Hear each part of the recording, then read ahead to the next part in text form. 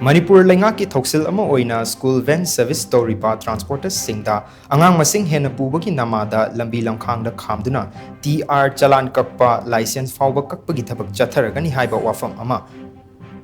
Lakliba Asida All Manipur School Students Transporter Association AMSSTA da Nungaitaba Phongdorakli Association Asigi President Maibam Kennedy na Kujek Piduna Tadorokpa Cherolaman Hai Manipur Lengaki Toxil Ama Oina School Van Service Toriba Transporter Singda Angang Masing Hena Pubagi Namada Lambi Lamkang da Kamduna TR Chalan Kakpa License Fauba Kakpagi Tabak Chataragani Haiba Wafam Ama Lakliba asi nungaite lengak na lokalakliba thorang asi thagali amadi masida association na mateng pangani tawbadabu association asi ki makhada leiriba transporters singna pangthokliba thabak asi lengak amadi mari leinaba singna amukta munna khangminaba darkar oi lengak na association asi ki members sing phaba punba chalan kakpa amadi license phauba kakpana chingba makhata na chathraklabadi amadi hiram asi gi matangda lengak ni yanaba puraktriba phawbadi transporters singna angang thinba leplagani masida parents guardian amadi mari leinaba singna lana lobiganu haina cherol sina makhatari